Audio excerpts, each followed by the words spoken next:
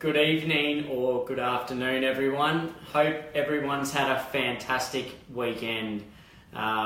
Seems like we've had a lot of holidays and long weekends, and this one was, not too different. Numbers were up and down yesterday with open houses, and tomorrow being Labor Day here in Brisbane. There seems to be a lot of people away, and why wouldn't you with this lovely weather? We're fast approaching winter in June, which is the middle of the year, so I'll definitely be doing a mid-year wrap on how the market's going or year to date. So it certainly has gotten fast. So guys, I do apologise. A few people have asked where I am. Been having some family time. As I did in my last one, I said that Sam and I are expecting our little boy. And I'm proud to say that Charleston James Wakely arrived on the 17th of April, almost 3 weeks ago, about 2.5 weeks ago, 7:47am in the morning. So we're very proud parents of a beautiful little boy. Mum and Bub are going very, very well, and a few people have asked for a few photos, but I thought I'll get him in. Sam's got him. He's had his afternoon nap. Thank you, darling. Thank you. Here he is, beautiful little boy. So he is a little ripper, and boy, it changes your life. There you go, darling. Hello. He's been great, and it really does change your world. So there he is. He's just waking up from his afternoon nap. I think he'll need mum to give him some more milk and go down. Beautiful little boy. Yeah, certainly changed our world, and look, we're definitely got a different perspective on a lot of things in life than we did when we first went in. So it was great. So I'll jump straight to it, guys. Won't take up too much of your time this evening. Look, a seller's guide to upsizing. We're finding a lot of transition in the market, so to speak, as of this year.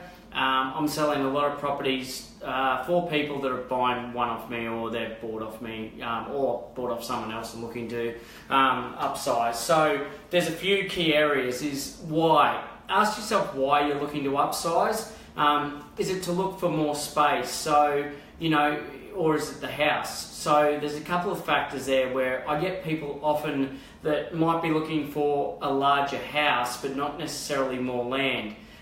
Because there's a park nearby, which the kids can play in. If they're a certain age, they might be able to go over to the park by themselves, or there's a pool that's, a local pool that they could use as well. So they may not be looking for the massive size block, just the house. So ask yourself, why you're upsizing, because, if you do like where you are, some people do like most people do like where they live, unless they're bought just because that's all they can afford. You can really look to capitalise on this growing market that we're seeing at the moment, and there is good value, because say if you own a renovator, and that could be worth, say, round figures $1 million for a renovator, or 800,000, and you can upsize into something for 1.2 or 1.3 million. And you would spend a lot more money on the $800,000 home or $1 million home to turn it into the 1.2. So bearing in mind, one of my first ever posts was, the transitional costs. You do have stamp duty, you do have agents' fees, you do have marketing. So you have all those costs involved. But if you are upsizing, a lot of people are two professionals at the moment, I'm seeing as well. Could have young children, that's a trend.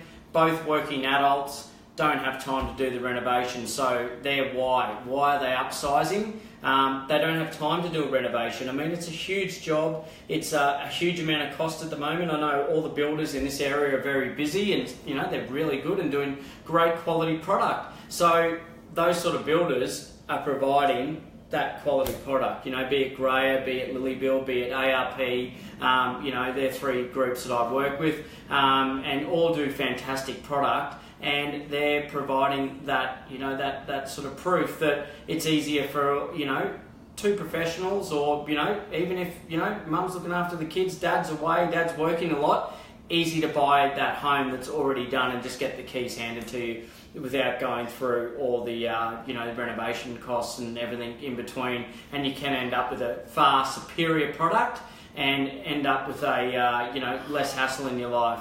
Little Charleston's having to cry there. Yeah, so that leads into affordability. We're finding that sometimes it isn't matching up because there's a lot of people trying to get into the market. The lower end of the market's always highly sought after. I've always talked about it. The higher end of the market, there's less buyers there. So, there always is going to be affordability in buying something and thinking, well, you wouldn't be able to replace it for the cost that you're going to buy it if you were to buy it and build yourself, because building costs are that higher mark. What market will your home be down the track? Look at the market. If you're buying a big family home in a good area, there's always going to tend to be a market.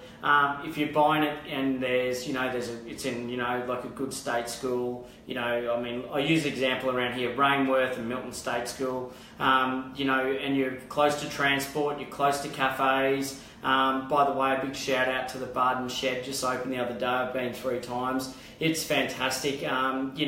Close by to things like that. I know there's a few houses for sale around there at the moment, so I'm sure they'll be highly sought after.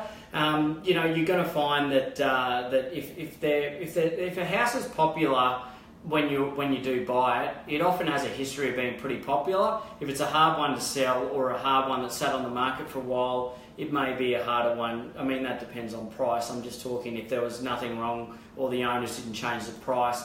There maybe things there or a history. But if it's in a good position, in a good street, good elevation, all the things I talk about that tick a lot of the boxes, you can easily find that that property will be a sound investment. And when you are upsizing, the percentage that may go up in a moving market, because I always think 6 to 9 months it takes to trickle through. So in Paddington and Barden at the moment, which I'm commenting on, we're seeing a lot of people that are trying to get into the market, investors, people moving up from interstate, a lot of people moving back from overseas, which will be very interesting to see. They're moving back and they seem to have a lot of money, but the job opportunities aren't here. So that there's trying to find its level. I'm getting feedback from buyers, that is.